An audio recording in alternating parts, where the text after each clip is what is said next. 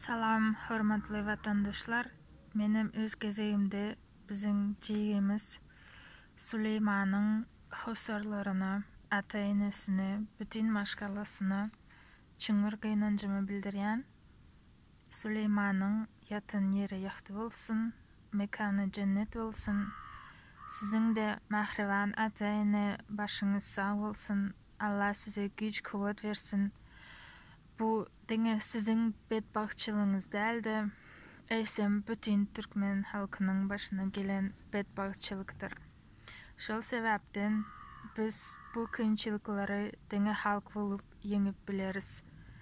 Men ähli Türkmenleri yüzlenyen yurdun içindekilere ve daşındakilara indi bundan beyle sizin oyanmağınız için, ayağa kalmağınız için, harekete geçmeyiniz için size näme gerek? O haram eşekler etçeğini edip yörler, biz de sesimizi çıkarmandımıp oturmalı mı? Yurdun içindekiler sizler yollar açılsa Amerika gidecek, Avrupa gidecek, yine näme nira gidecek deyip yörsünüzler. Indi size şol sorağım var. Siz kime gerek şol yurtlarda? Siz näme etjek şol yerlerde? Hazır bütün dünyada pandemiyanın derdinden, iqtisadiyet daydan, finansivi, sotsialni, miravoy krizis gidip dur. Şol yurtlar hazırki vaqtda öz halklarını iş bilen üpçenedi bilen oklar. Sizlere näme etsin şol yurtlar?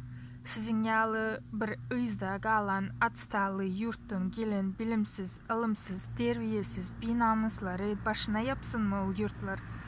Näme için biz yat yurtlarda gul olmalı? Näme için biz öz yurdumuzda işlemeli ya da adam yal yaşamalı değil? Näme için şu soraglara siz cevap ber bileniz oklar? Türkmenler size näme boldu? Näme namus, vicdan, mertebe kalmadı mı sizde? Näme bizinde şonun yal derecede gorkak ve gul halk bolduk mu? Haçan gulçılık mentalitetinize ayırjaksızlar? Haçan erkin, svobodna adam yalı pikirlenip oylanıp başlayacaksızlar? Kıynansak da bizim gorkak halkımız şol çüyrük diktatoruna münasip bir halk bolup durdu. Ol Berdi Muhammedov'tan gorkar yalı kimmiş ol? Haram gulu sana yüzlenyen kimsen? Sen özün kim deyip hasap etyen? Sen adam sıfatındaki bir hayvansın. Seni yam faşistlerden hem ötürdün. Sen vara bütün çüyrük tohumun bilen kök idamları bilen yok ederiz. Senin mühemdeki şağılların, polisler hemmengizim eden cinayetlarınız için cevap verersinizler. Haram gulu sen prezident postuna münasip değil. Sen bizim için prezident değil. Senin yerin göryan mana şu tayda Mısır Bedrani. Şol yer sana münasip olan yerdir.